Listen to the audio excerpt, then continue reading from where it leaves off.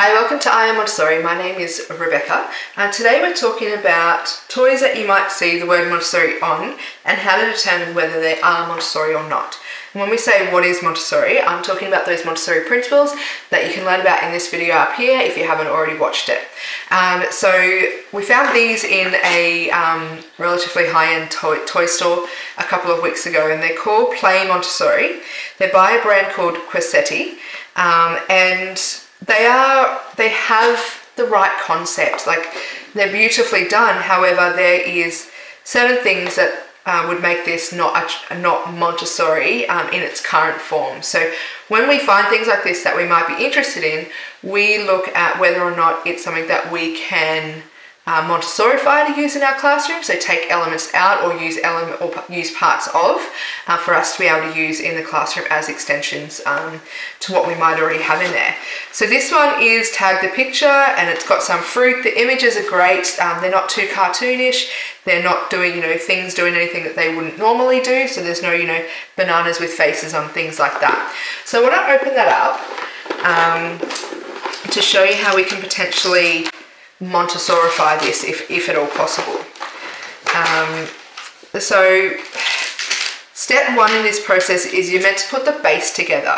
Now, this to me doesn't make any sense in regards to it would be that's an activity in itself potentially, but its relevance to this activity, I can't see it there. So really wanting to question that part of the process. As you can see here, you've got cards that are double-sided, which may be an issue in regards to being able to get control of error in things. So I'll just put you out. You've got cabbage, carrots with capsicum, tomato and broccoli on the other side of it. So they're made out of cardboard, so that's a good thing from a plastic perspective, environment perspective. And as you can see here, they've got the names of these items in different languages. So they've got Italian, English, French, German, and I believe that's Spanish. So there can be some, but then again, I can't actually control because it's all on the one card. So that's a lot of words for a child. And then it looks like we've just got another card. So you're looking at about 16 different fruit and vegetables in this process.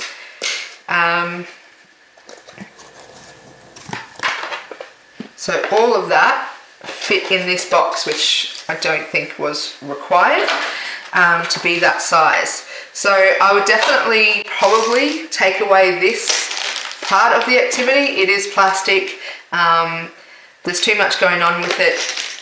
It's got no relevance to the actual language items here. So I'll put that away. And then let's talk about what they've got in here. So they've got, they're talking about Maria Montessori and who she is. So this is an Italian brand. Here we go. So when you look at this, I don't think they're getting what actually makes a Montessori activity.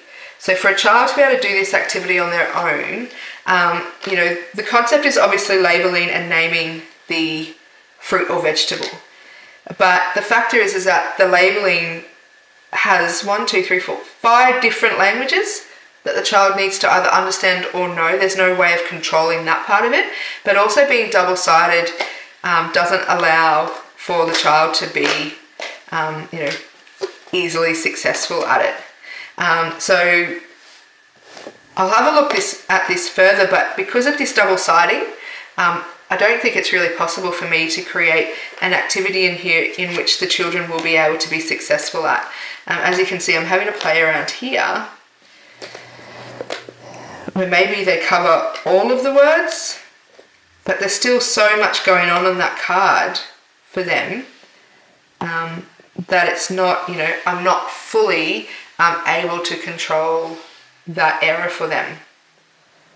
So that's probably about the best that I can do, but that's still, I would not put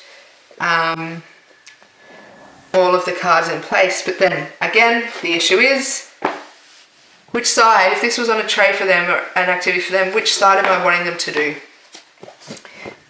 So I'd love your feedback in the comments if you've got some ideas on how you would Montessorify this style of activity, if at all possible. I'd love to see your comments below, and if you haven't already, please subscribe to our channel. So that's one of the activities that we found. The other ones in this same brand was there was this puzzle where you put items in and the child moves the objects to align them, which has the potential to be,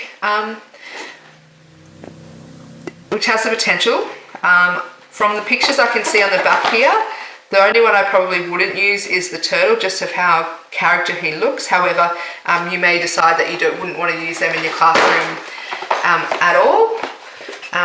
We've got this one here, which is the play habitat. So it is a farm.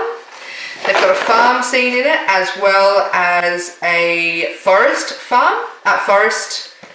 scene.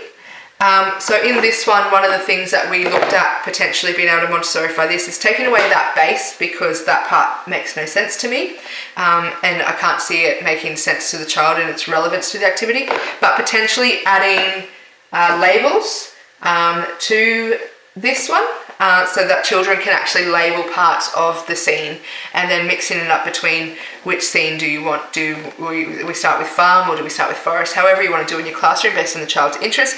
But this one has the potential to be Montessorified, and I'll be able to show you a picture of a child doing this activity on our shelf. So I'll create that activity for you and then be able to show you that in a separate video. So I'll be interested to see how and what I can do with this one. And then this one here is Works Magnetic. So they look magnetic, and they seem to have labels on them as well. But one of the things that this can potentially work for, so they've got a kitchen and a work site, but they've got shadows in which the object fits on the shadow. So there is a control of error in that sense, and something that we can look at the younger children being able to do. So let's open this one and have a look at what it actually looks like, and whether the box, what I'm assuming on the box, can be done. So I would only have one scene out at a time. So as you can see here, they've got the magnet objects, which is great. They're quite simple and they're quite beautiful drawings. Their labels are and they've got them in the multiple languages, but because of the way they've designed this, there's no words, which is great, because it means that wherever you are in the world, you could add the labels and the language that you need to, that's relevant for the children in your care. So I'm excited that this potentially can be Montessorified. We've got the tool ones there, and from what I can see here, they've got this magnetic board, and you've got this item, which this piece of paper, which has the two different on it. So good thing is that you could stick that one in there and potentially cover it up, but it means that it is got a control of error, the ability to not have it two-sided, which is the problem we had in the other activities.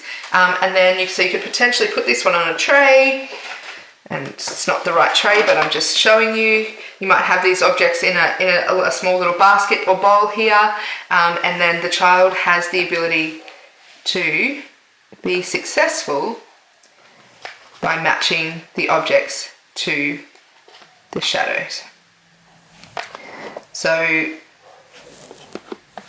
great one, because the exciting thing is that can be completely controlled, whereas some of the other activities in this brand can't be. So I will look forward to seeing the young children have a go at this one in the classroom. Okay, so that concludes the review on the Cressetti Play Montessori boxes that you might find in your local store. Just asking yourself those Montessori principle questions. What's the control of error? Is there an isolated concept? How have they designed this, or how can I change this for my child to be successful without my involvement.